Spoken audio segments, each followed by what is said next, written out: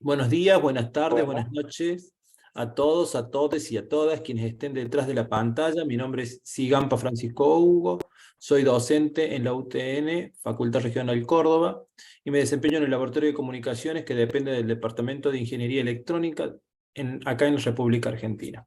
Tengo el agrado de darle la bienvenida a esta segunda parte de la quinta jornada de las TECOM en su 19ª edición. En esta oportunidad nos va a acompañar el ingeniero electromecánico electrónico Caruso Carlos Daniel, nacido en Buenos Aires, Argentina, en 1952.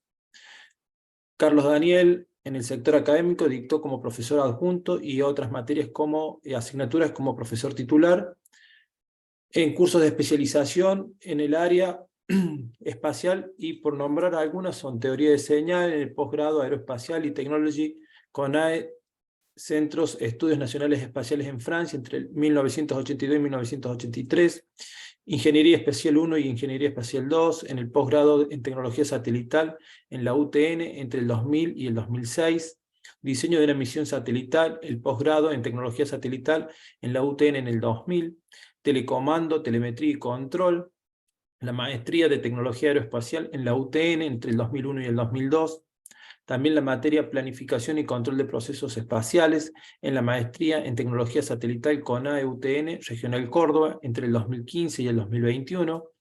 La asignatura Ensayos de Sistemas Aviónica, maestría en Tecnología Satelital CONAE-UTN Regional Córdoba en el 2005 al 2021. Y por último, en Misiones Satelitales, una materia de la maestría en Instrumentos Satelitales CONAE-UTN Regional Mendoza entre el 2015 y el 2021. En tanto que la carrera de investigación del ingeniero se dio como investigador asistente en el Grupo de Sistemas Espaciales de la Comisión Nacional de Investigaciones Espaciales entre 1980 y 1987, mientras que entre 1988 y 1999, como investigador independiente, fue parte del grupo de desarrollo de las misiones satelitales SAC-1 y SAC-B.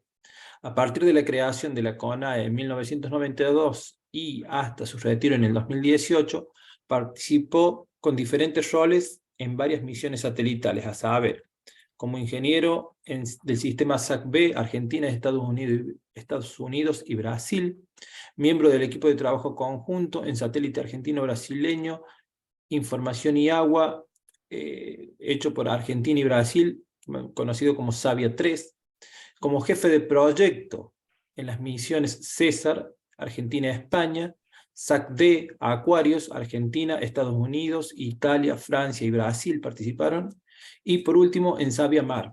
En el año 2002, el ingeniero Caruso Daniel fue distinguido con la medalla NASA Exceptional Public Service Medal, el cual es el máximo galardón que otorga NASA a personal externo de NASA, ¿sí?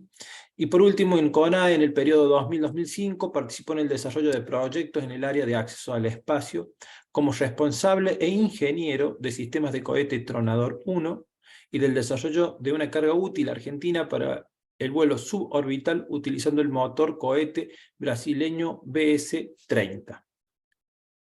Con esto solamente damos un breve repaso a la carrera del ingeniero Daniel Caruso, y en el día de hoy, como ya dijimos, tendremos la charla sobre consideraciones para el diseño de la aviónica de un satélite. Daniel, la audiencia es toda suya. bueno. Buenas noches a todos. Antes que nada, quisiera nada más que aclarar que la medalla que NASA me dio como servicio excepcional, digamos, básicamente es una medalla a un equipo de trabajo, que fue un equipo de trabajo conformado por muchas personas, que son las personas que trabajaron en el proyecto SAC-B Aquarius, tanto de CONAE como de las empresas contratistas y subcontratistas. Es decir, me pusieron a mí porque yo fui el jefe de proyecto del lado argentino. Bueno, yo preparé este material, que este material yo lo compartí antes con Francisco, como para que también les quede a todos. Básicamente es una charla sobre algunas de las consideraciones que habría que tener en cuenta en el diseño de lo que es la aviónica de un satélite. El contenido de este material que yo preparé está acá expresado. Básicamente hay una introducción respecto a lo que es la aviónica, los entornos para los cuales uno tiene que considerar para el diseño de esa aviónica, solamente refrescar a qué nos estamos refiriendo cuando hablamos de aviónica, y después un par de páginas respecto, o sea, con ciertas características de la electrónica de vuelo de un satélite, y consideraciones sobre el diseño, sobre lo que es un diseño confiable y sobre lo que es un sistema, por un lado, tolerante, y un sistema autónomo o automático de protección frente a una falla, frente a fallas. Bueno, como introducción, digamos, es decir, si bien el vehículo, el satélite, tiene que sobrevivir las condiciones del ambiente espacial, existen además otros ambientes por los cuales tiene que atravesar ese hardware, software, firmware, que uno diseña e implementa, que también tiene que considerar a la hora de su diseño, específicamente.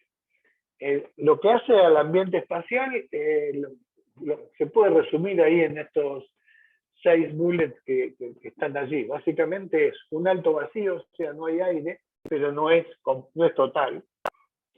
Es muy bajo la densidad de partículas, o sea, la densidad de partículas de aire es baja, pero existe. Después, la otra característica es que la resultante de fuerzas es muy baja, digamos, no es nula, pero es muy baja, digamos, la resultante de las fuerzas que operan sobre el satélite. Básicamente, recordemos que el satélite está orbitando orbitando la Tierra, porque en teoría, entre comillas, su velocidad centrípeta igual a la fuerza, o la velocidad centrífuga igual a la fuerza de atracción gravitatoria. Básicamente ese es el principio físico. Después, otra característica que tiene el ambiente espacial es que existen aceleraciones no gravitatorias, y que esas aceleraciones pueden ser de tipo impulsivas, es decir, no son constantes, no son continuas. La radiación que ioniza es una característica específica del espacio. La atmósfera no existe, o existe, es muy baja, o sea, para muy poco. Y después, las otras 2 consideraciones que tienen que ver con el ambiente, con el espacio, es extremos de calor, o sea, fuentes y sumideros de calor muy grandes, muy importantes, creando gradientes térmicos muy considerables. Y luego está lo que uno podría llamar los choques con partículas que son micrometeoritos, meteoritos, o con restos de otros satélites de desechos espaciales, lo que se llama el debris, la basura espacial. Cuando tengan alguna pregunta, adelante, interrúmpanme y la tratamos de solucionar, no esperemos hasta el final. ¿Cuáles son las características de los entornos que yo estaba mencionando antes? Yo acá tenía,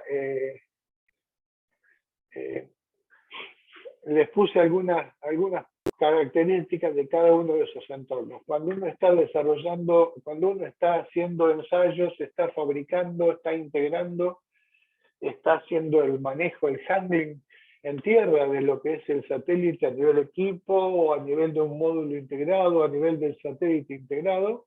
Las condiciones, hay condiciones de temperatura y de humedad y de limpieza que tienen que estar controladas, básicamente. O sea, evitar el tema de la contaminación.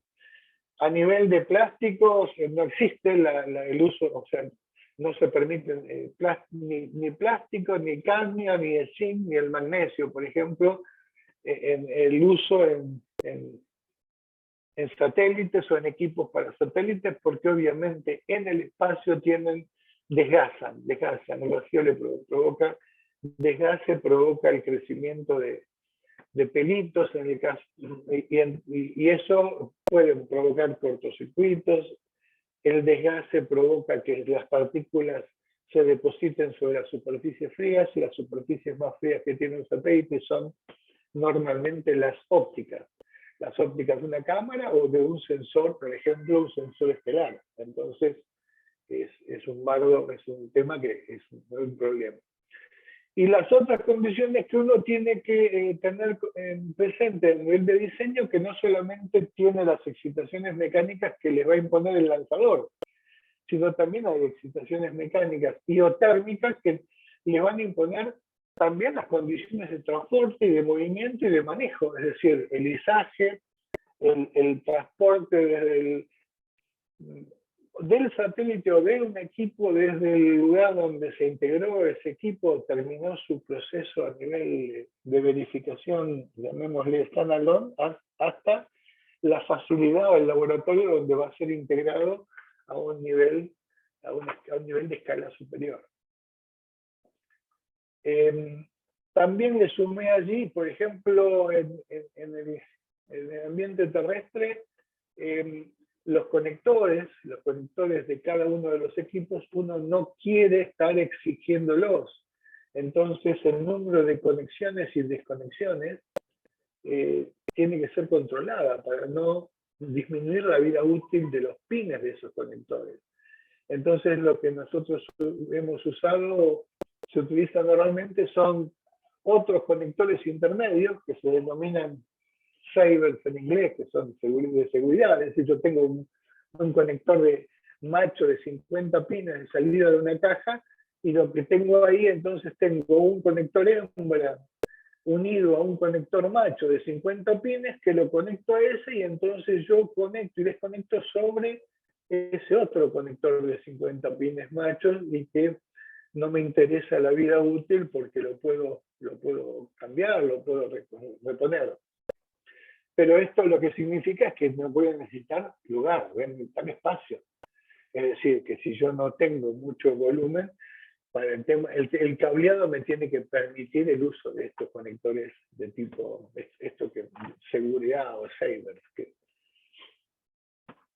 El otro entorno al cual también tiene que sobrevivir es el entorno del lanzamiento. O sea, básicamente el lanzador, el cohete, a través de los motores, tanto de primera etapa, segunda etapa y el resto de las etapas, provocan aceleraciones, provocan excitaciones, provocan cargas que pueden ser, digamos, aleatorias. Normalmente son aleatorias, pero también tienen carga de tipo cuasi estática, es decir, una fuerza continua hacia arriba, cargas de tipo sinusoidal, cargas acústicas, que si el satélite tiene paneles o tiene superficies realmente importantes, esas superficies, el ruido, digamos, que provoca dentro de la cofia del bicho, del lanzador, provoca excitaciones mecánicas y hay que hacer ensayos acústicos. Y también en los instantes en que que hay una separación entre las diferentes etapas del cohete, y también en el momento de la separación entre el satélite y el lanzador, se produce una carga que son cargas de shock, donde se transfiere una cantidad enorme de energía en un tiempo infinitesimal. Todo es obviamente al bicho, al satélite, al equipo, a nivel equipo y a nivel satélite, hay que ensayarlo para ver que soporte esas excitaciones.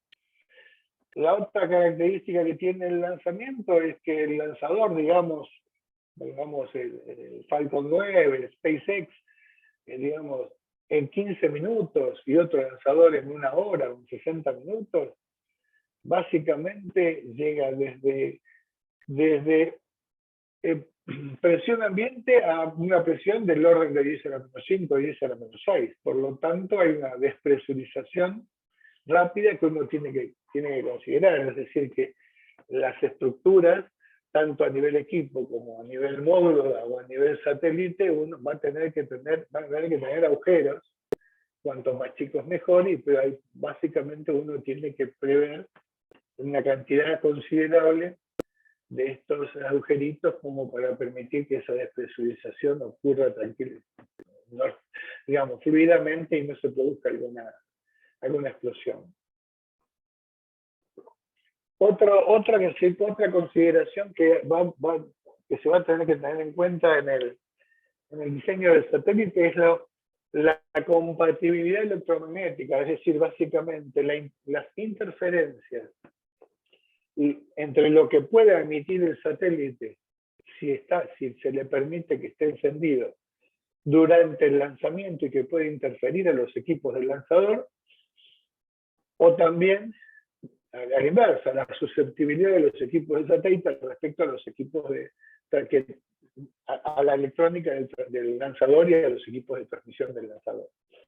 Y no solamente con eso, sino también con la base, sobre todo con la base de lanzamiento. La base de lanzamiento es un ambiente radioeléctricamente hostil para el satélite, por lo tanto uno tiene receptores que los tiene muy sensibles, entonces, y existen radares, las bases de lanzamiento son básicas, digamos, esencialmente son bases militares, tiene obviamente radares en prácticamente muchas bandas, entonces cada vez que uno enciende el satélite va a tener que coordinar con la base y por lo tanto, y también va a tener que asegurarse de que no te revientes un receptor y demás. El uso de lo que denominamos hats de antenas, es decir, sombreros de antena para que no capte directamente lo que está radioeléctricamente activo en las cercanías del satélite. El medio lo que acá ponemos un poco como solar, el ambiente solar, básicamente es que el Sol, digamos, como decíamos antes, en el vacío, no es un vacío completo, hay aire. Y entonces, función de la actividad solar, esa densidad aumenta o disminuye. Y entonces, el drag es función es decir, el rozamiento del satélite orbitando a los 7 kilómetros por segundo, 7,5 kilómetros por segundo, el rozamiento con el aire va a hacer que esa órbita se decaiga a la altura y que también a medida que decae la altura también va a cambiar su inclinación, es decir, que todos los parámetros orbitales van a ir modificándose y eso es función de la actividad solar. O sea, como para que tengan una idea, básicamente en el espacio, el flujo es más o menos 3 veces lo que es el flujo a nivel de tierra, es decir, de 1400 watts por metro cuadrado a 500 watts por metro cuadrado. Esa actividad solar hace que si uno no toma medidas especiales, las temperaturas del material pueden llegar a estar la cara que mira el sol a más de 100 grados centígrados y la cara que mira el espacio vacío, que básicamente lo que está mirando es un sumidero de calor básicamente al 0 Kelvin, casi prácticamente, o a los 4 Kelvin, entonces esa cara, si uno no hace nada específico, puede llegar a tener menos de 200 y pico de grados centígrados. Y la otra consideración que tiene que ver con el Sol, con el ambiente que provoca el Sol, es que la radiación ultravioleta provoca polimeración, digamos, la polimeración de moléculas orgánicas. Entonces, por ejemplo, los paneles solares, los conectores de los paneles solares que están expuestos, tienen que tener coberturas específicas frente a la radiación ultravioleta, que lo que hace es disminuirle la vida útil. En relación al ambiente de la Tierra, que no es cuando estoy en Tierra, sino en las cercanías de la Tierra, por un lado es el tema de la atmósfera, es decir, que básicamente el diseño del satélite no necesita tomar en cuenta el tema atmosférico porque En general y normalmente el satélite para atravesar la atmósfera está dentro de la cofia del lanzador y no tiene inconveniente, o sea, no tiene que sobrevivirlo, pero lo que sí es que la Tierra no es esférica y por lo tanto hay perturbación, la órbita del satélite va a ser perturbada por esa no esfericidad de la Tierra. La otra característica del ambiente cercano a la Tierra es el campo magnético terrestre, que ese campo magnético terrestre, el satélite es un metal, es un conductor que está atravesando líneas de campo magnético. Entonces, sobre ese conductor, ese metal, se crean unas fuentes, o sea, fuentes FEMS, y entonces esas fuentes de tensión hay que evitar que existan lazos de corriente, porque esos lazos de corriente van a provocar campo magnético creado por el propio satélite que va a interactuar con el campo magnético terrestre y va a ocasionar torques, dos campos magnéticos que crean torques que me van a hacer perturbar lo que se llama la actitud del satélite, que me van a crear torques perturbadores de la actitud. Y otra característica que tiene el campo magnético terrestre es que debido a ese campo magnético o a no homogeneidad de ese campo, hay partículas, o sea, con cierto nivel de radiación que están capturadas por ese campo y eso hay lugares, hay sectores del espacio, uno es lo que se llama la anomalía sudamericana, que el satélite va a atravesar y es una zona altamente cargada. Entonces eso provoca que la radiación ionizante se incremente, digamos el bicho va a estar expuesto a radiación ionizante debido a esa anomalía sudamericana. Los cinturones de Van están entre los 1000 y los 6000 kilómetros, digamos, si uno habla de satélites de órbita baja, LEO, lo que se llama LEO, los cinturones de Van no tienen, que son también cinturones donde hay partículas atrapadas. Bueno, y básicamente del ambiente espacial ya hablamos un poquitito. Lo que hay, digamos, nada más para resaltar es que las soldaduras para el espacio requieren plomo, no es la soldadura, no es la soldadura con el porcentaje de estaño que se usa aquí en tierra, y eso en la mayoría de los países está digamos, las regulaciones de medio ambiente no permiten soldar con plomo, por lo tanto, los equipos para uso en el espacio tienen que tener ciertas regulaciones especiales, que obviamente estas reglas, o saltar ciertas reglas, y ese saltar equivale a pagar más caro ese equipamiento. Y no todo el mundo te hace o te convierte una plaqueta de uso industrial, llamémosle, y te la cambia y te la suelda con plomo para que uno la pueda usar en el espacio. Bueno,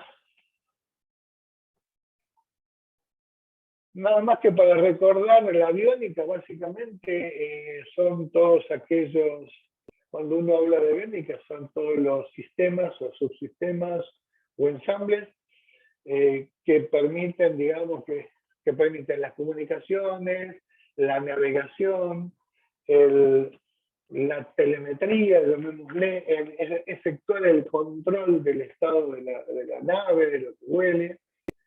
Y entonces, básicamente, a nivel de un satélite o de una misión satelital, uno podría decir que la aviónica es todo lo que compone a los subsistemas de comunicaciones, que subsistemas de comunicaciones estoy involucrando ahí en ese bullet no solamente telemetría, telecomando y seguimiento, sino que también si uno tiene algún otro sistema de comunicaciones que es para la bajada de datos o para una aplicación específica o para una misión, por ejemplo, de un satélite de comunicación, una misión de comunicaciones, una misión de IoT, es decir, que no es parte, es un subsistema de comunicaciones, es parte del subsistema de comunicaciones, pero no es parte del TTIC. Después el subsistema de manejo de datos, que lo pueden ver en la bibliografía como Command Data Handling o Onboard Data Handling. El almacenamiento a bordo, sea centralizado o descentralizado, todo lo que tiene que ver con el subsistema de potencia, tanto la generación, el almacenamiento y después la regulación y la distribución de las líneas de tensión o del bus de tensión a los diferentes subsistemas, elementos, equipos. Lo que es la electrónica asociada a sensores y actuadores y a la electrónica y al control propiamente dicho de lo que es el subsistema de control de orientación, y después también la electrónica asociada al subsistema de control de órbita. Entendemos como subsistema de control de altitud lo que provoca torque, el que provoca torque, es decir, que no cambia la trayectoria del centro de gravedad del satélite, pero sí cambia, digamos, la orientación de los ejes del satélite. El subsistema de control de órbitas es lo que provoca fuerzas que actúan sobre el centro de gravedad del satélite y por lo tanto cambian su desplazamiento, cambian su órbita.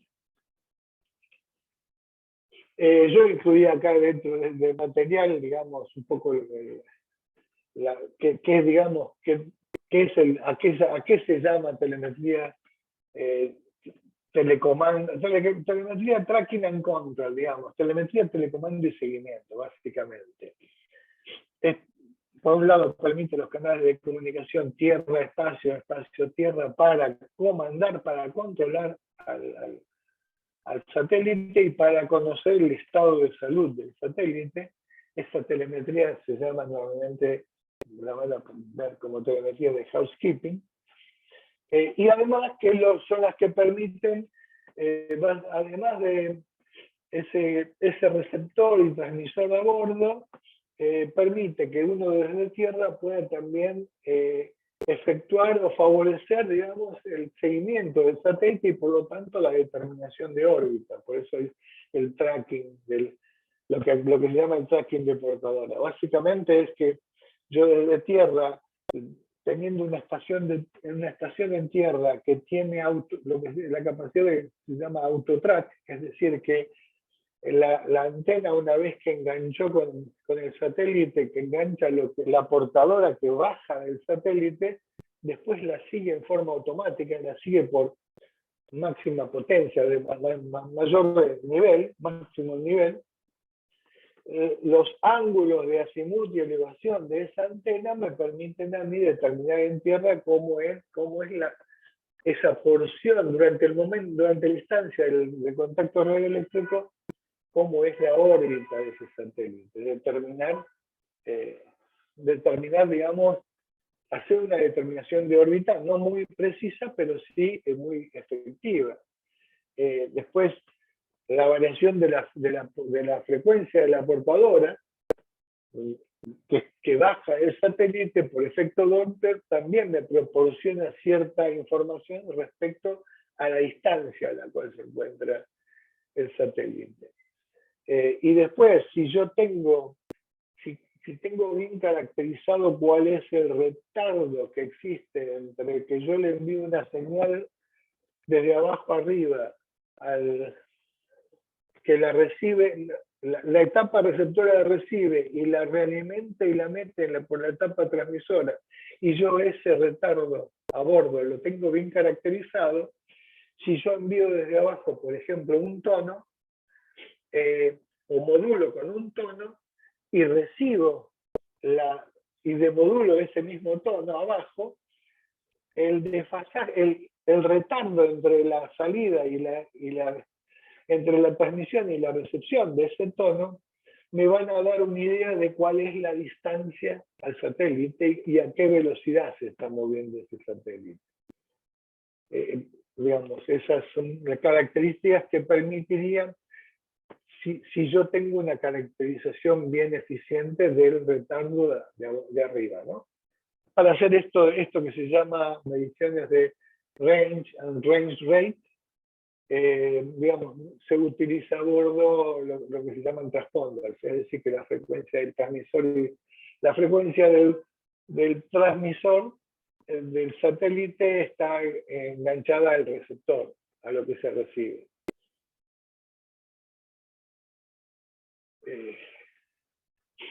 A nivel de Command and Data Handling, acá también puse aquí cuáles serían las funciones, cuál es el objetivo primario. Básicamente es todo lo que se recibió, esa, digamos, stream serie de información que se recibió desde Tierra, que es un comando, es este subsistema el encargado de decodificarlo y ejecutarlo. Y además, este mismo subsistema es el encargado de recolectar variables de a bordo del satélite de los diferentes equipos, tensiones, corrientes, temperaturas, variables de estado, y armar lo que se llama el paquete de telemetría que se transmite hacia abajo por orden desde abajo, o directamente cuando se enciende el transmisor del subsistema de TTI se baja esa telemetría con un cierto formato, y entonces en tierra uno tiene una foto de cuál es en ese momento, en la instancia de la comunicación, una foto de cómo están las diferentes variables de estado del satélite, lo que se llama el estado de salud, state of health. Eso mismo, el subsistema de Command and Data Handling normalmente, y lo que es conveniente hacer es esa recolección de esa telemetría, hacerlo en forma cíclica, por ejemplo, cada tantos segundos o cada segundo, armar un paquete y almacenarlo en una memoria a bordo, y esa memoria después bajarla a través de algún otro canal de comunicación, o si el canal de comunicación de telemetría lo permite el rate, la velocidad, cosa de que uno no solamente tenga en tierra la foto de lo que sucedió en el instante de visibilidad, sino que también tenga toda la película de lo que viene pasando, cuando el satélite estaba fuera de visibilidad radioeléctrica. La otra función que está implementada dentro de Command and Data Handling es la generación y la distribución de las señales de sintonismo.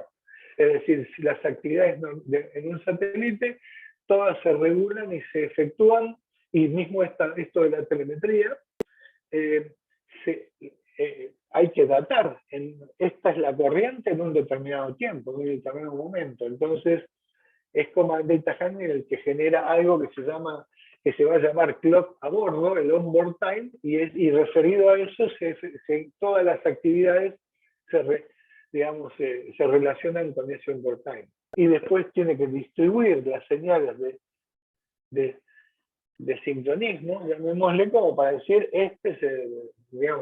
generalmente es con un pulso por segundo, por ejemplo, la señal que genera un receptor GPS, que te genera una señal con una frecuencia de 1 Hz, que se llama PPS, pulse per second, y entonces esas señales las distribuye Command and Data Handling a los diferentes equipos de a bordo, como para que esos equipos lo utilicen como para sincronizar, ponerse en fase, datar y demás.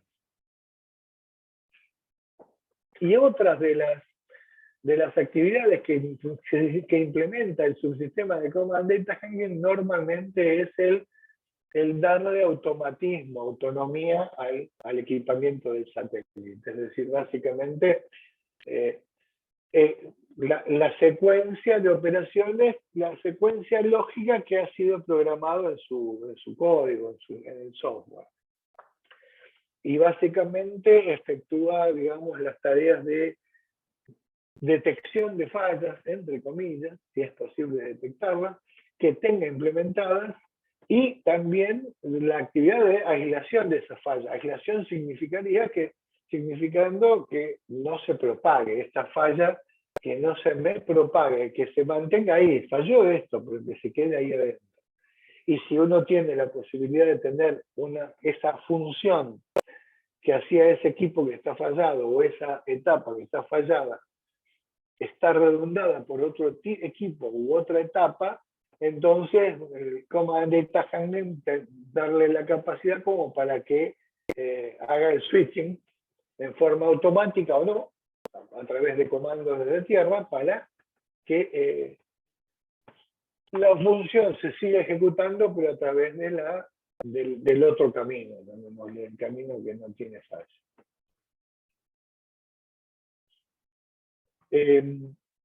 Acá yo les puse un ejemplo del SACD, básicamente. El SACD, el satélite SACD se encendía dentro del lanzador, durante el lanzamiento, se encendía cuando la cofia del lanzador se separaba. Es decir, básicamente, que supongamos más o menos 10 segundos, 10 o 15 segundos después del lift-off, o sea, después de la salida de tierra, el satélite se encendía y quedaba encendido durante por lo menos 45 minutos más o 50 minutos más. Es decir, 10 minutos estaba off, estaba dentro de la cofia ahí, y cuando la cofia abría, encendía, digamos, el satélite, y en ese momento que encendía el satélite, algunos equipos se encendían, a otros equipos no se encendían, o sea, algunos equipos recibían alimentación, otros no. Entonces, por ejemplo, Command Data Handling era uno de los equipos que recibía alimentación, alimentado por la batería del satélite, obviamente. Entonces, Command Data Handling detectaba si todavía estaba unido al lanzador, y en función, si todavía estoy unido al lanzador, hago una cosa o hago otra cosa. Por ejemplo, yo durante el lanzamiento no voy a aceptar ningún comando desde tierra, básicamente, porque lo que me va a venir desde tierra es toda basura. Y sobre todo, no voy a ejecutar ningún comando que significa un despliegue, porque si yo ejecuto un despliegue y estoy todavía unido al lanzador, se destruye, por ejemplo, el panel solar, una antena y demás. Entonces, hacia ese tipo de funciones, ese tipo de aislación frente a posibles fallas, la ejecutaba el software de Command Data Handling. Una vez que detectaba la separación, cómo se detecta la separación, y bueno, nosotros teníamos un conector que estaba en el plano de separación con el lanzador. La separación la provoca el lanzador, no el satélite. Básicamente la provoca porque el lanzador el adaptador entre el lanzador y el satélite tiene alguna banda metálica que está fuertemente ajustada y que no permite que el satélite y la última etapa del lanzador, esa última etapa, sea una única pieza. En el instante en que tiene que provocarse la separación, desde el lanzador, en forma automática, a veces algunos lanzadores lo hacen por comando desde tierra también, se produce el comando de separación. El comando de separación actúa sobre unos pirotécnicos que tienen dos o más burones pirotécnicos que tiene esa banda, y entonces esa banda se abre. Y en el caso del SACD, el lanzador, una vez que se abría la banda, el lanzador tenía unos pequeños motorcitos cohete que hacían frenar el lanzador. Por lo tanto, era como que el satélite se separaba. Entonces, cuando se separa ese conector que nosotros teníamos en el plano de separación, se abre ese conector. Entonces, detectando esa apertura, Command Data Handling decía, bueno, me separé del lanzador. Entonces, a los 60 segundos de que esto estaba programado, obviamente, a los 60 segundos después de detectar la separación, enciendo el transmisor de telemetría, el TTIC. ¿Para qué? Para favorecer el seguimiento, que escuchen desde abajo, es decir, acá estoy, y transmití, obviamente, y transmitía telemetría de housekeeping de tiempo real. Y después, 90 segundos, a los 90 segundos después de la separación, ejecutaba los comandos de la apertura automática de los paneles solares, o sea, el despliegue de los paneles solares. ¿Por qué 90 segundos después? Y porque el cálculo de las inercias y las velocidades relativas de separación entre el satélite y el cohete y la última etapa del lanzador daban de que iba a estar a suficiente distancia como para que no haya ninguna cosa rara y que en el despliegue le peguemos o nos pegue al panel solar, le pegue una parte del lanzador. Y 10 segundos después de desplegar los paneles solares, entonces Command Data Handling le daba la orden a la electrónica de control de actitud como para empezar a actuar, como empezar hasta ese momento la electrónica de control de actitud estaba en un estado, entre comillas, stand-by, no hacía absolutamente nada, no provocaba torques y tampoco estaba, digamos, no efectuaba ningún control. Entonces ahí pasaba a un estado, digamos, de actuación. Este es un ejemplo, digamos, sobre un ejemplo de detección de fallas y generación de acciones, digamos, hechas por Command Data Handling. En relación con el otro elemento de la aviónica, almacenamiento a bordo, bueno, básicamente las tecnologías de las memorias, o sea, memorias obviamente memorias de estado sólido, flash, SDRAM, EEPROM, compresión de datos si hay necesidad, digamos, uno diseña para lo que se llama end of life, normalmente, básicamente las memorias flash tienen, que son las más eficientes en este momento y realmente son las que brindan mucha capacidad, no hay ningún problema, pero uno diseña para fin de vida. Es decir, por ejemplo, en el caso de Saviamar, que es un proyecto que se está desarrollando en CONAE, yo estuve trabajando en Saviamar hasta que me retiré, pero yo no recuerdo, creo que los valores que teníamos en el 2018 era que la capacidad de diseño la capacidad con la cual se diseñó la memoria de masa masiva de a bordo del satélite de Saviamar era de 64 GB y lo que se necesitaba eran solamente 16.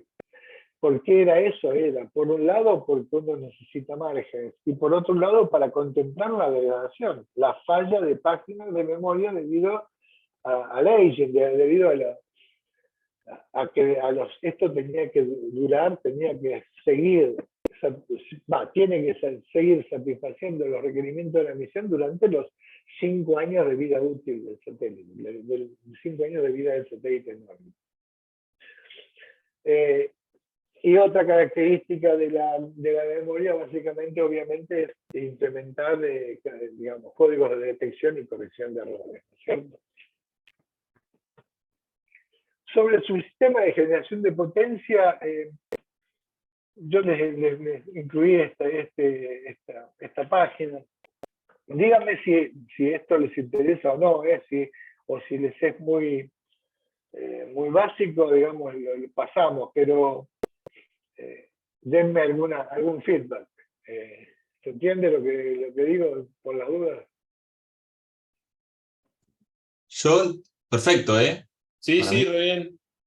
Bueno, seguimos. Bueno, perdón.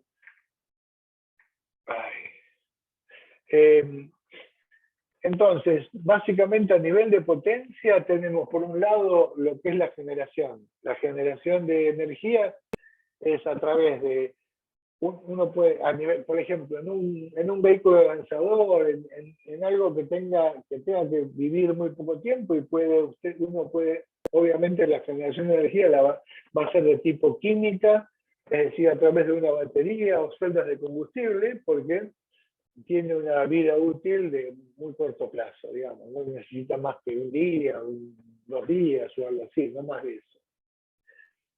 o una misión interplanetaria, digamos, básicamente, donde ya uno no puede pensar que en el Sol, porque no va a tener algo consistente con una actitud o una orientación que un panel solar pueda brindarle solo la generación de energía, y bueno, entonces allí uno puede pensar en una fuente nuclear, que es lo que usan. Y en combinación normalmente con paneles solares, básicamente paneles solares para toda la etapa de salida digamos, del ambiente, de la órbita, llamémosle, para pasar a una órbita elíptica de alto perigeo, de un perigeo enorme. Pero básicamente los paneles solares para toda misión satelital es elemental, es el panel solar, son celdas que generan energía y a partir de allí uno carga a las baterías del satélite, que es donde almacena esa energía, que esa batería brinda energía durante los periodos en los cuales lo que generan los paneles es menor a lo que consume la carga, que eso puede ser durante el eclipse o también puede ser en fase iluminada, porque la carga consume más. En determinado momento el pico de consumo es mayor al pico de generación. Y después uno tiene toda la electrónica que permite regular la tensión que se distribuye, en el caso de una generación centralizada, por ejemplo. Es decir, si uno dice, yo voy a generar, el caso de estas misiones SABIAMAR, SAC-B, SAOCOM, SAC-C, SAC-B, y SAC-A también, de todas las misiones de CONAE, era generación centralizada. Básicamente se generaba una única barra, una única tensión con cierto nivel de regulación. Nosotros decíamos que no era regulada, pero básicamente, por ejemplo, entre 21 o 22 y 36 volts, eso era lo que el subsistema de potencia aseguraba, y después cada equipo, cada unidad, tenía que generarse sus propias tensiones, lo que requería dentro de ese equipo. Hay otros sistemas, por ejemplo, si uno tiene un CubeSat, y bueno, este sistema centralizado no es el más conveniente, porque uno tiene que convertir esa única tensión en otras tensiones, y eso lo va a tener que lograr o a través de convertidores de DC o a través de reguladores, y eso es costoso en peso, digamos, y en volumen.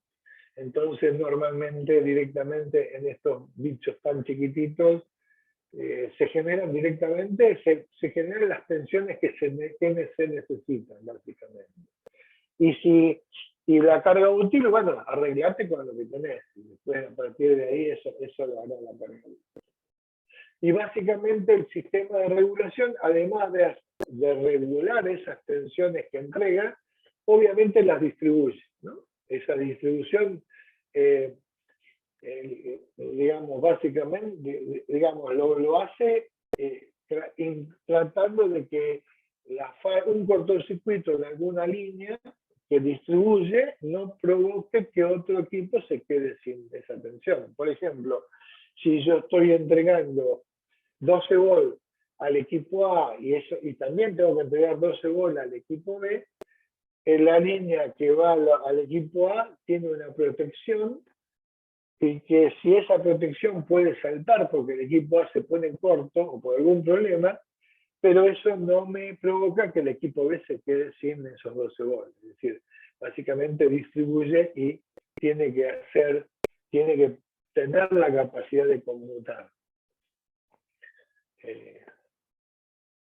Conmutar no solamente, de aislar, por el ejemplo que yo estoy dando, y la otra es decir, bueno, puedo conmutar, yo quiero que este equipo esté apagado ahora y que se encienda en determinado momento.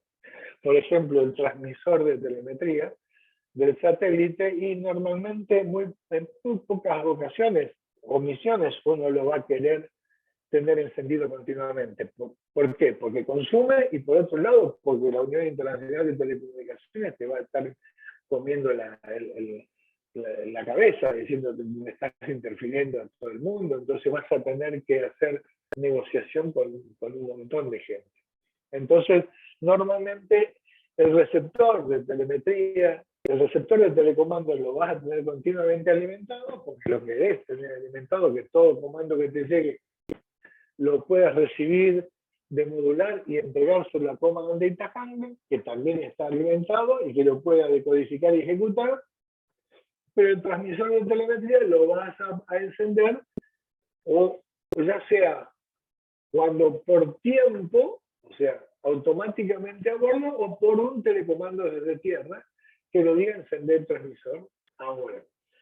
O por un telecomando desde tierra que se llaman telecomandos time target, es decir, que vos le envíes cuando estás en contacto radioeléctrico con el satélite, le cargas a Command and Data Handling, a la memoria propia de Command and Data Handling, le decís encender el transmisor el día tal, a tal hora, y apagarlo ese día, mismo día, a tal hora. Encender de vuelta el transmisor otro día, a tal hora, y apagarlo a tal otra hora, que son los instantes que vos estás previendo que vas a tener contactos radioeléctricos, que el satélite va a estar por arriba de todo.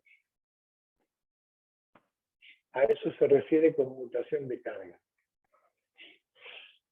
Un tema muy íntimamente vinculado con el tema de la seguridad, y no de la seguridad, pero sí de fallas y de interferencias, relacionado con la generación de potencia, es el tema de tierra. Como yo les decía antes, el satélite es un metal, es un conductor que está atravesando líneas de campo magnético, que son el campo magnético terrestre. Esas líneas de campo magnético crean FEM inducidas, y eso hay que, digamos, llamémosle, minimizar esos lazos de corriente. Eso es por un lado. Y por otro lado, el esquema de tierras tiene que permitir que yo, si se me provoca un cortocircuito por algo que yo no puedo parar, que eso no me mate completamente la misión. Ejemplo, en el caso de este esquema de Granby es el que hemos usado nosotros básicamente desde el SAC B en adelante, prácticamente. Mejor desde el SAC C en adelante. Es decir, la batería y los paneles solares y la electrónica de regulación de la tensión primaria que se distribuye a todos los equipos están referidas a un retorno que se llama retorno primario, que acá está puesto ahí como digamos, con el simbolito de chasis, pero ¿se entiende? Y todos los equipos están alimentados, a los equipos les llega una línea de alimentación, y cada equipo tiene su convertidor de CDC, del cual el retorno del secundario de CDC no está conectado a ese retorno primario, sino que todos esos están vinculados directamente al chasis, y entonces entre el retorno primario y chasis hay una resistencia. En este caso acá se muestra en el SABIOMAR, es de 2 kΩ. En el caso del SAC-D era de 10K. Entonces, por ejemplo, si se llega, los paneles solares, que acá están dibujados como si fuesen cuatro cadenas, digamos, pero básicamente el SAC-D tenía muchísimas más, el SABIOMAR va a tener muchísimas más, son strings en serie de celdas, que obviamente es una fuente de corriente. Y cada uno de esos springs están en paralelo, básicamente en el positivo de cada uno de esos strings de celdas, que son n celdas en serie, hay un diodo para evitar que si hay un corto dentro de una cadena, las otras cadenas no alimenten a esa, o sea, no se pierda corriente ahí. Entonces, todas esas cadenas se conectan en paralelo y van a un conector, que ese conector está en las afueras, está en donde está, en el borde, en el sustrato del panel que está afuera del cuerpo del satélite. Ese conector está expuesto a plasma, a esa radiación ultravioleta que yo les mencionaba. Entonces, ese conector puede existir que allí se creen arcos, y entonces uno tiene el positivo de una cadena que directamente hay un arco que va directamente a chasis. Y entonces ese arco va a provocar que haya una tensión de una determinada cantidad de volts, que en una de esas puede dañar equipos.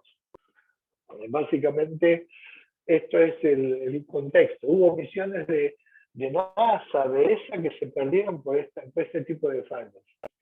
Básicamente es de si esta resistencia de 2 kilómetros que está aquí fuese cero, no hay nadie que para esa corriente, no hay nadie que para ese corto durante el instante que se genere, y ese corto que se genera en un instante que podría desaparecer puede provocar que la tensión de este punto se suba a un valor de tensión determinado que provoque que algún equipo pueda morir.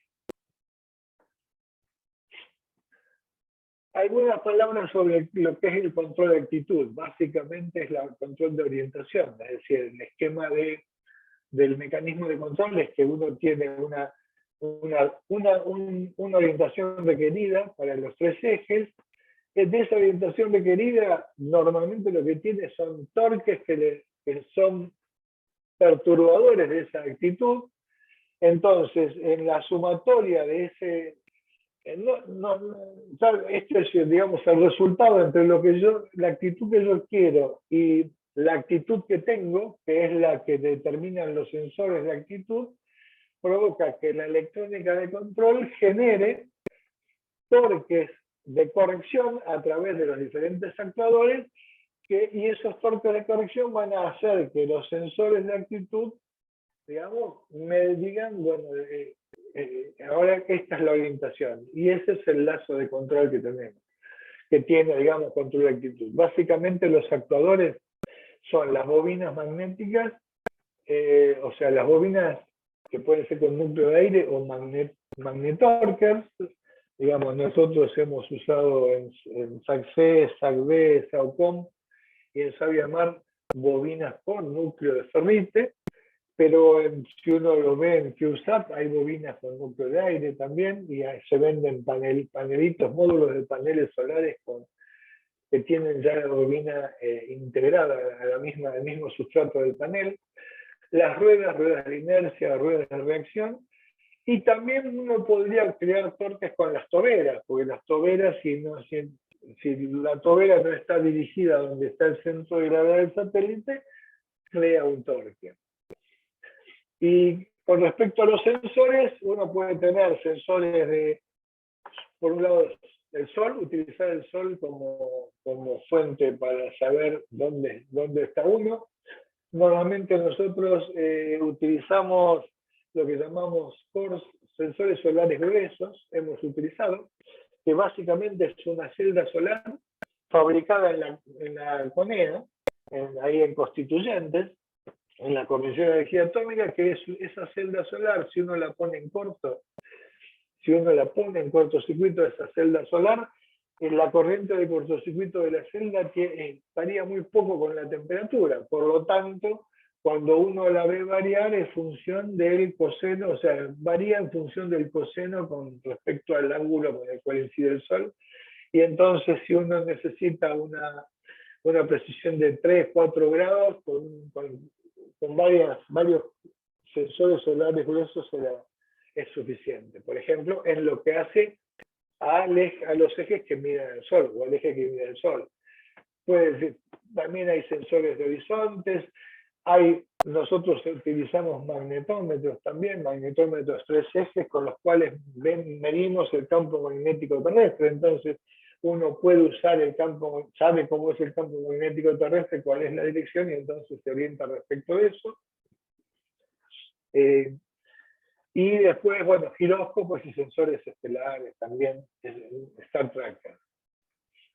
Este es un diagrama de lo que era el sistema de control de actitud y órbita del SACD, o sea, básicamente una electrónica de control, 2 sensores estelares redundantes, sensores solares gruesos, 2 magnetómetros redundantes y dos conjuntos de actuadores magnéticos de bobinas de torque.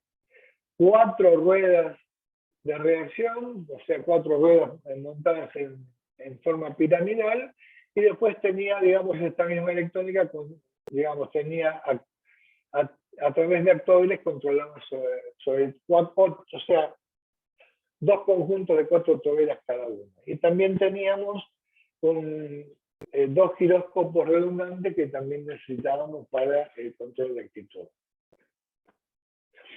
El subsistema de propulsión básicamente es el subsistema que se necesita para adquirir la órbita inicial, para corregir los errores de inyección del lanzador, después para mantener la órbita en la altura y la inclinación que se requiere. Si también uno tiene algún servicio contratado que le avisan sobre posibles colisiones, poder evadirlas, y después para la maniobra básicamente desde órbita. Es decir, cumplir con los requerimientos de no incrementar la basura espacial.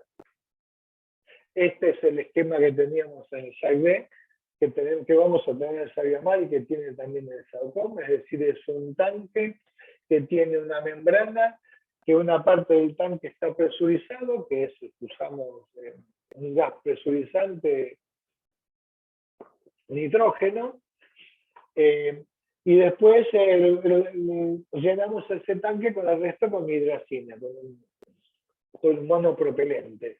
Y tenemos, o sea, con válvulas de llenado, o sea, válvulas de presurización por este lado y válvulas de llenado y para vaciar el tanque, que es tipo manuales, y básicamente con estas 2 válvulas que las llamábamos válvulas de tipo latch, que en realidad son de este tipo, es decir, yo la actúo y la dejo on a una de estas continuamente, entonces actúo sobre 4 toberas. Y si tengo alguna falla, puedo cerrar esta válvula, abrir esta otra y actuar sobre el otro conjunto de 4 toberas. Por favor, díganme ustedes si estamos ya sobrepasados en la hora, ¿no? Seguimos, me imagino que 10 minutos más, me parece. Sí, estamos bien, tenemos 10 minutos más. Vamos a ir, ingeniero, tranquilamente. Bueno. Bueno, algunas características. ¿Cuáles son las características? O sea, yo acá les incluí este material, les va a quedar a ustedes, digamos, cuáles son las características particulares de una electrónica para el vuelo. Por un lado, hay que seguir una política de márgenes. Uno no puede diseñar a nivel de un satélite sin considerar márgenes. Como ejemplo, acá les sumé en esta página lo que significa para Sabiamar, por ejemplo, a nivel políticas de márgenes, y lo que significa para NASA. Y esa política de márgenes es función de la madurez con respecto al conocimiento de lo que yo estoy diseñando. Si yo estoy diseñando algo, si yo ya hice un diseño preliminar o un diseño detallado, y bueno, utilizo un determinado margen en todo tipo, ¿no? Pero si yo no conozco o estoy en las fases iniciales, bueno, el margen en que empiezo a usar es un margen mucho mayor, es decir, para tratar de siempre de no pecar, no quedarme corto, digamos, básicamente.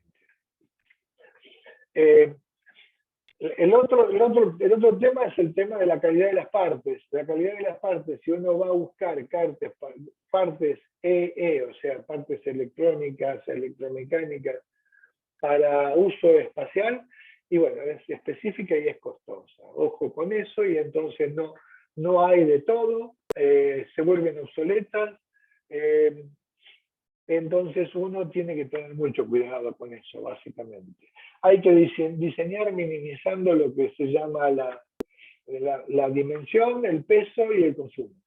Básicamente los PCBs son PCBs multicapa, no existe otra posibilidad porque uno quiere miniaturizar, o sea, cuanto más voluminoso es el satélite, mayor va a ser el costo de lanzamiento con seguridad.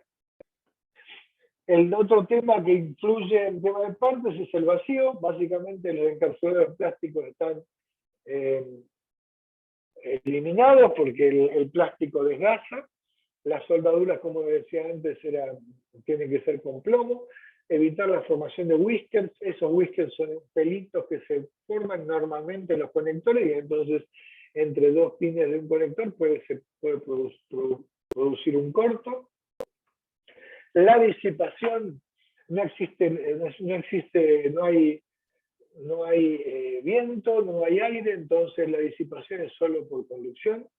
Entonces el diseño térmico obliga prácticamente a que alguna de las capas del PCB, alguno de los layers, sean layers básicamente de conducción térmica. Uno tiene que minimizar lo que antes mencionaba yo, el momento dipolar magnético del satélite, es decir, loops de corrientes hay que minimizarlos por todos lados. El cableado, todos pares trenzados, básicamente la mayoría pares trenzados. Bueno, compatibilidad electromagnética, ustedes trabajan en temas de RF, entonces filtrados, terminaciones de todas las interfaces, grounding y después básicamente ensayos de compatibilidad, tanto de emisiones, tanto conducidas como por cable como por RF, como susceptibilidad radiada y conducida. El otro elemento sumamente importante es el tema de la radiación. Y la radiación no solamente es solamente por radiación acumulada. Es decir, uno puede blindar y blinda y hace que un elemento que no tiene, digamos, no es muy apto para que sobreviva el ambiente espacial de un satélite que orbite con una determinada órbita durante N años, puede hacer que ese elemento, si uno le pone un blindaje de aluminio, ese elemento que no está específicamente diseñado para eso, se banque esa dosis acumulada. Pero no solo uno tiene dosis acumulada, sino que básicamente hay también lo que se llaman single event upsets, es decir, partículas altamente cargadas que pasan y que esa partícula altamente cargada que atraviesa el material provoca en algún momento que una celda de memoria cambie de estado y entonces uno tiene que prevenir, recuperarse frente a ese tipo de cosas. Es decir, por ejemplo, un programa tiene que ejecutarse bajo un watchdog. Ese watchdog tiene que poder detectar que hay un elemento que falla y demás. Y ahí abajo yo le sumé que básicamente muchas veces todo tiene que ser consistente dentro de una única plataforma satelital o dentro de un satélite. Que ningún sistema es mejor que el peor de sus componentes. Si yo tengo un componente que está en serie en la cadena funcional, que tiene una calidad mucho menor que el resto de los componentes, bueno, revisemos el resto, no tiene sentido darle calidad al resto, porque si este falla, falla todo.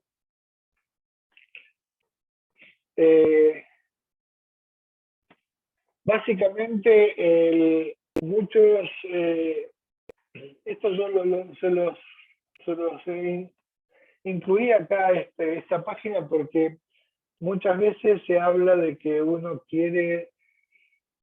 puede usar partes de tipo comercial o partes con un cierto nivel de calidad y después realizarles un screening o una serie de ensayos in-house como para convertirlas convertir a esas partes en una parte de mayor calidad. Bueno, eso no es completamente cierto. Eso realmente no es cierto para nada, según mi opinión. Es decir, uno tiene que elegir partes, si uno está en esa posición, tiene que elegir partes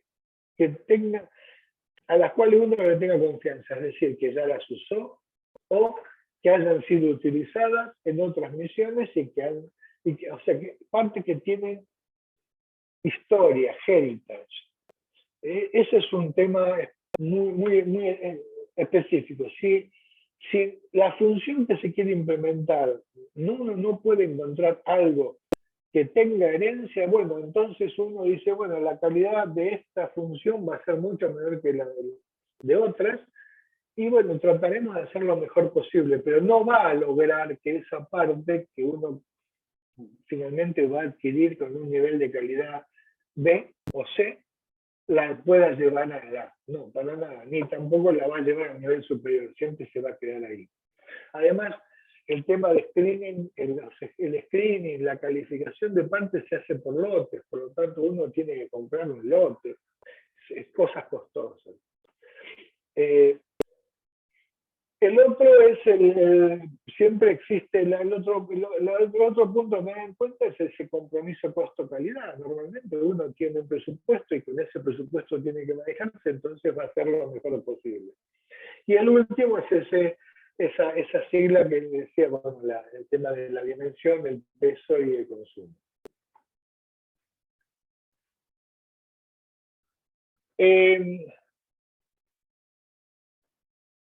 Por un lado, digamos, básicamente los riesgos asociados a las partes están básicamente dictadas por el tema de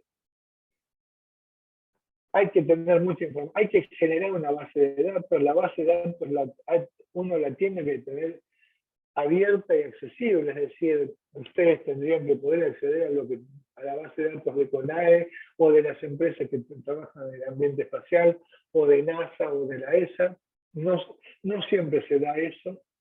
Algunos ensayos, muchas veces hay que hacer ensayos específicos para sacarse una duda sobre una parte. Por ejemplo, uno de los detectores del Sabiamar, de una de las cámaras, que es una de las cámaras principales del Sabiamar, tiene un detector que es un detector con una electrónica incorporada y que nunca fue usado en el espacio, y lo que hicimos en su momento fue comprar un conjunto de detectores de esos, porque no son caros, no son para el espacio, y lo que hicimos fue en la Comisión de Energía Atómica realizar ensayos de radiación para aumentar la confianza en la parte, nada más, para saber si esto podía o no podía ser utilizado. Y básicamente, obviamente, todos los análisis de confiabilidad que se puedan hacer, por caso, criticidad, o sea, partes análisis, considerar análisis de rating. De rating significa que si yo tengo un componente que puede aguantar que por hoja de datos puede aguantar hasta 16 volts, no lo uso más de 10. Entonces lo que estoy haciendo es aumentar la confiabilidad de esa parte. Y después, digamos, análisis por modo de fallas y análisis crítico de modo de fallas. A nivel de protección, bueno, obviamente blindaje frente a radiación, o sea, lo que está expuesto al ambiente externo va a ser mucho mayor excitado en radiación que lo que está debajo de 2 o 3 o 4 milímetros de aluminio. Ese blindaje que uno tiene que considerar no solamente la estructura del módulo donde está el componente o la parte, más la caja del equipo, más, digamos, el housing del equipo donde está esa parte, más el factor de vista que hay desde ese componente hacia el espacio exterior, ¿no? Y por último, le sumé acá algunas páginas sobre diseño confiable, digamos, básicamente qué es lo que nosotros hicimos o qué es lo que consideramos como diseño confiable. En ningún momento, en los proyectos que yo participé, nunca hicimos análisis o sea, nunca diseñamos por cifras de confiabilidad, es decir, nunca diseñamos con datos de tiempo medio entre fallas o querer diseñar para tener un satélite con una confiabilidad de tanto. Yo, en base a mi experiencia, nunca pude realmente encontrar de muchos de los componentes que utilizamos datos concretos de cuál era el tiempo medio entre fallas. Estoy hablando de hasta de un 80 C86, de un microprocesador. Menos ahora de cosas, de dispositivos de memoria y demás. No existen muchos datos de eso. Por lo tanto, lo que hicimos fue más bien tener lógicas o criterios de darle confiabilidad. Es decir, o sea, generar un plan de aseguramiento que defina planes de control para las partes, para la selección de partes y para los procesos que se iban a utilizar durante la fabricación, durante la integración. Era en sí, como siempre, el diseño más confiable, es el más simple de todos. Incluir derating, o sea, incluir estas normas de derating, los espesores de aluminio del housing, como para que la cosa esté más holgada, implementar limitaciones de corriente, sumar técnicas de control de error, a nivel de memoria hacer, digamos, lógica de scrubbing de esa memoria, pero a través de una lógica independiente, cosa de que eso funcione en paralelo y completamente, digamos, independiente de la función que se está ejecutando, de la función que está cumpliendo esa memoria. Después hacer análisis de confiabilidad y realmente terminar y completar esos análisis que nos permita identificar cuáles son las funciones que sí o sí deberían ser redundadas o sobre las que tendríamos que tener partes de mayor calidad. O considerar partes de mayor calidad, sobre todo redundadas. Nosotros hemos implementado redundancias funcionales. Otras actividades que realmente aumentan también el diseño, o sea, que le da confiabilidad a un diseño, es exponer este diseño a revisiones independientes, ya sea de pares o de expertos, pero que sean independientes del proyecto. Bueno, utilizar márgenes explícitos en los diseños. Explícito significa tener considerados claramente el margen y tenerlos acotados. Bueno, y otro tipo de cosas que, digamos, otro tipo de acciones. Sobre todo, definir claramente, inicialmente, un programa de verificación. Verificación de que lo que uno está diseñando, una vez construido o durante el proceso de diseño, tiene requerimientos asociados que son básicamente especificaciones y que entonces, ya sea a través de análisis, ya sea a través de revisión de diseño, o ya sea por similitud, o ya sea por ensayo, uno puede tener un resultado claro de que este requerimiento se cumple, o esa especificación se cumple.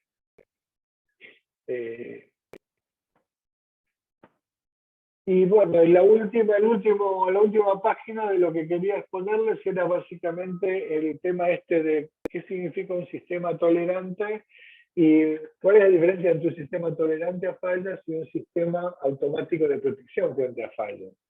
O sea, según mi opinión o lo que yo entiendo, el sistema tolerante a fallas es un sistema que, ante la falla de alguno de sus subsistemas, una parte o lo que sea, ese sistema sigue operando, muy probablemente con un desempeño reducido, es decir, que obviamente algo perdió, pero el sistema permanece en vida, es decir, un sistema tolerante a fallas es algo que dice, yo, por un lado, se me produjo una falla acá en esta función probablemente no se pueda seguir ejecutando, pero todo el resto vive, se mantiene viviente. Y un sistema autónomo, automático de protección frente a fallas es aquel que luego de ocurrir la falla, dice, ese automatismo dice, bueno, voy a colocar al script en un modo operativo que sea seguro, o sea, que eso pueda permanecer en el tiempo durante pueda permanecer mucho tiempo y que no necesite yo hacer nada desde tierra para modificarlo.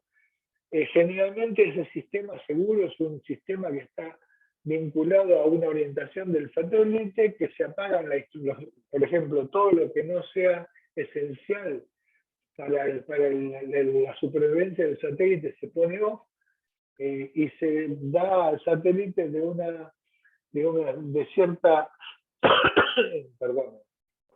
cierta condición, se llama power positive, es decir, una condición en la cual siempre la generación es mayor que el consumo, bastante mayor que el consumo, el ambiente térmico está controlado con un margen suficiente, en cosa de que le permita a la gente que está en tierra pensar, analizarse, digamos, por posibles cambios, y entonces a través de la cadena de telecomandos poder ejecutar algún cambio a bordo como para recuperarse respecto de ese estado.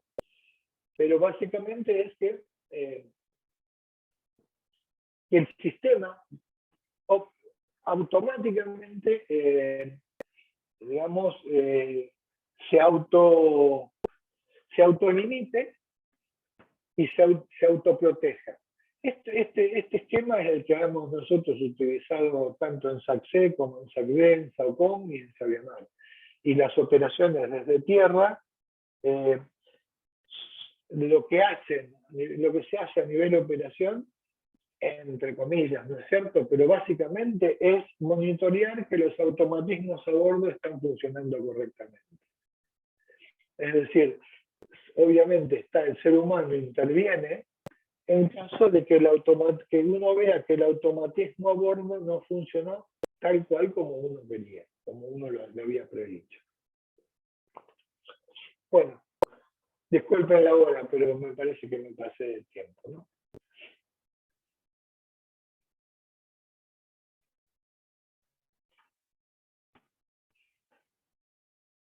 ¿Se puede hacer alguna pregunta? Sí, justamente eso iba a comentar. Sí, por supuesto. Ahora hacemos la apertura para que desarrollen las preguntas que deseen, siéntanse libre de preguntar. Comencemos con las preguntas. Uy, usted pidió la palabra. Bueno, muchas gracias, Daniel, muy interesante. Yo soy un aficionado nomás, así que, bueno, nada, un placer escuchar con este nivel de profundidad lo que está haciendo la Argentina, digamos, ¿no? En cuestiones satelitales. Tengo una pregunta. Toda esta tecnología que hablamos, vos hiciste como un detalle a nivel componente y nivel de confiabilidad de componentes, etcétera, pero la tecnología que usamos en estos orbitadores, de telemetría, por ejemplo, de control y demás, ¿la diseñamos completamente acá? Es decir, componente por componente o es una mezcla, digamos, entre diseño propio y, porque supongo que tampoco vamos a inventar la rueda, no sé si me explico.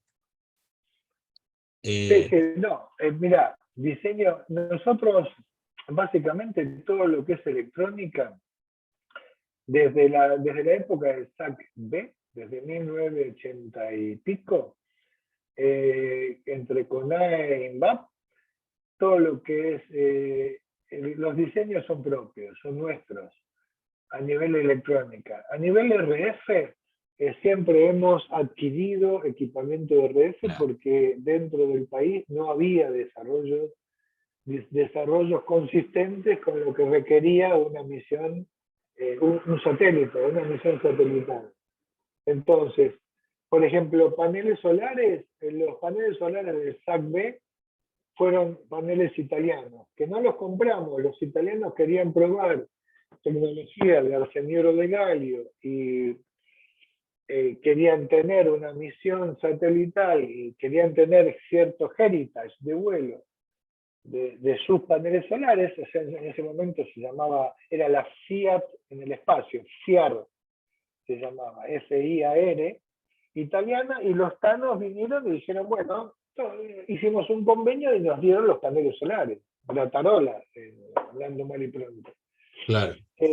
Pero eso fue en el SAC, para el SAC-B. En el SAC-C, según recuerdo, creo que la CONADE le compró los paneles solares a la misma FIAR, a los tanos.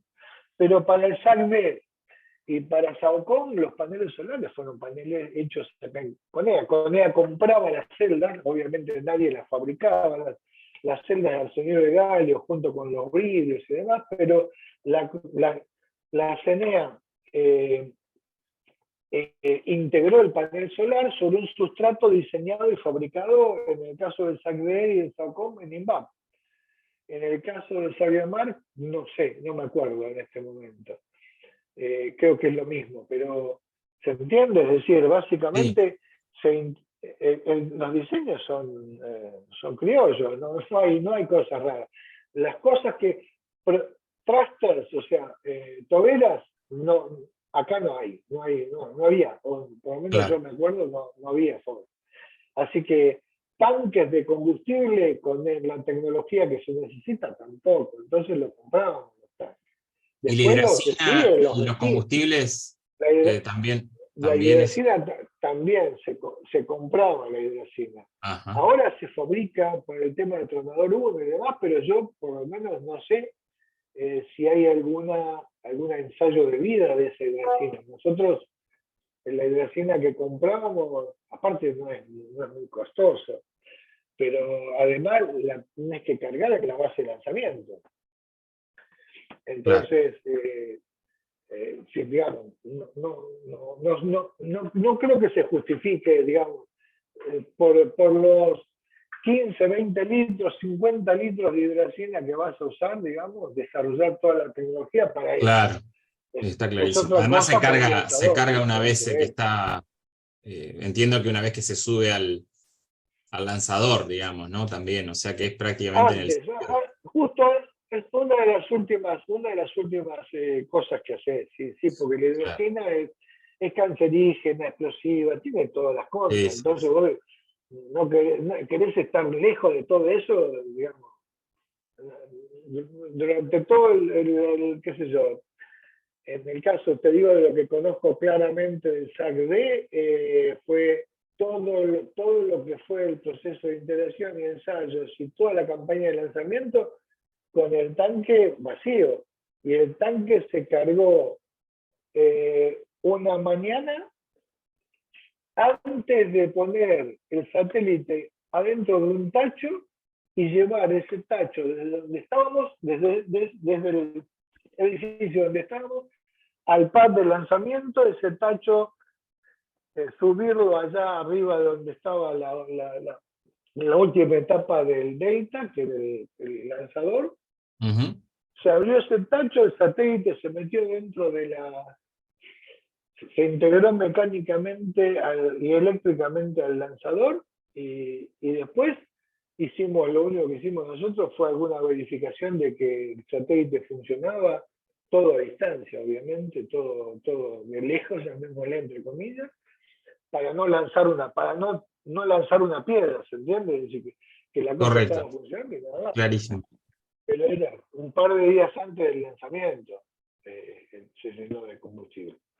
Y solo una pregunta más, si me permiten. Las comunicaciones que hay con el sistema de tierra para, obviamente, antes del lanzamiento, hay comunicaciones para, entiendo, ver el estado de salud del satélite, ¿sí? ¿Esas comunicaciones se realizan directamente con el satélite o es a través por un protocolo propietario, digamos, con los sistemas de tierra del dueño, digamos, del lanzador? No, vos sabés que no te llegué. ¿Cuándo decís vos eso? Es decir, Antes de lanzarlo, al momento de lanzarlo, entiendo que antes de lanzar, nosotros, por ejemplo, lo que hicimos, una de las cosas que yo aconsejo y es bueno, es sano, es decir, bueno, primero tenés que enfrentar a tu satélite o a los equipos de comunicaciones de tu satélite con los equipos de comunicaciones de la estación de tierra con la cual vos querés tener un contacto. Entonces, como no es razonable llevar el satélite hasta donde está la estación de tierra, lo que haces es usar equipos de los equipos de comunicaciones, los modelos de ingeniería de los equipos de comunicaciones, sumarle alguna computadora que permita simular a Command Data Handling de atrás, por ejemplo, y entonces vos vas y sentás a esos equipos al lado de la estación ahí en Córdoba, en el set, ahí en Calda del Carmen, por ejemplo, y haces que verificar la compatibilidad de RF entre la estación de tierra que vas a usar y los equipos de RF del satélite. Una vez que garantizás eso, bueno, decís, bueno, ahora me quedo tranquilo que sigo adelante con la integración del satélite y demás. Termino de integrarlo y lo llevo a la base de lanzamiento. Antes de lanzarlo, yo no vuelvo, en ningún momento pongo en comunicación el satélite con la estación de tierra porque nunca va a estar cerca. Aparte hay satélites para distintos fines también. Claro. No te entiendo. ¿Hola? Que hay satélites que están configurados para distintos fines. No todos hacen lo mismo. Depende, por supuesto, del objetivo, de la aplicación, claro, de la misión del satélite. Obviamente, sí. Puede ser un satélite. Lo que quiero decir es que lo que yo entendí de la pregunta era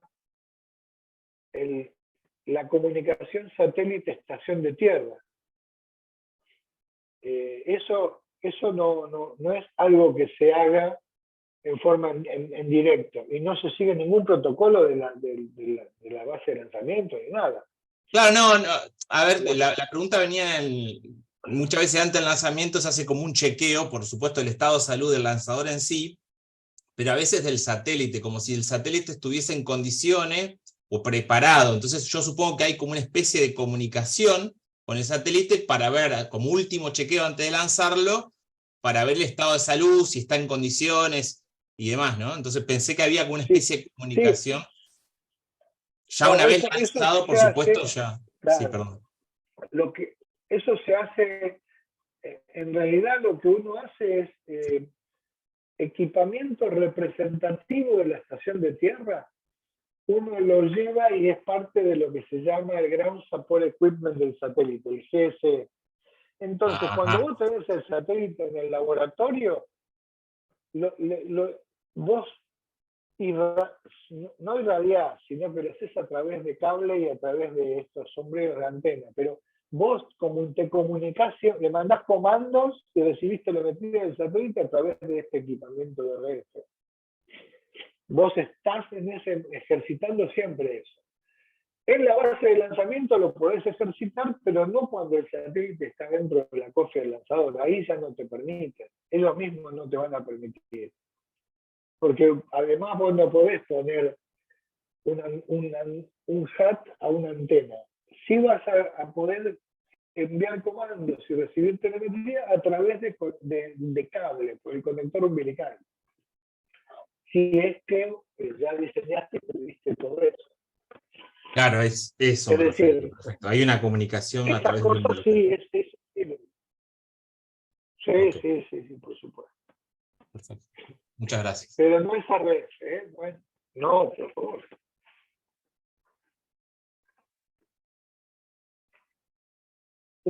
Perdón.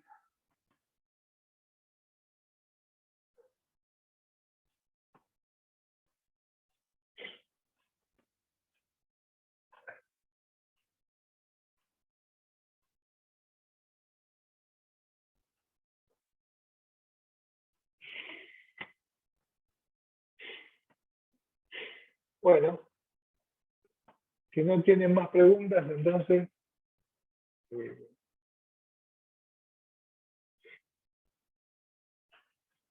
bueno, ahí Francisco tiene mis datos y demás, así que cualquier duda que tengan, ningún problema en responder por correo electrónico o por cualquier otro medio. Bueno, Bueno, muchas si no gracias. no hay más dudas, le agradecemos al ingeniero por haber dado la charla. La verdad que todas las charlas que se dictan en la universidad son gracias a la colaboración de los expositores, es a costo cero de la universidad, y por la predisposición de quienes dictan en estos 19 años. Cada docente o cada ingeniero que se ha presentado ha sido totalmente ad honorem, así que agradecemos esto de compartir toda la experiencia, la expertise que tiene un ingeniero. Y bueno, le damos las buenas noches. Con esto terminamos estos seminarios del año 2023 de TECOM y los esperamos el próximo año. Bueno, chao, buenas noches a todos. Muchas gracias, Gusto. buenas noches. Chao, hasta Hasta luego. luego. Gracias. Chao, hasta luego. Chao, gracias, buenas noches. Gracias, Daniel. Un abrazo.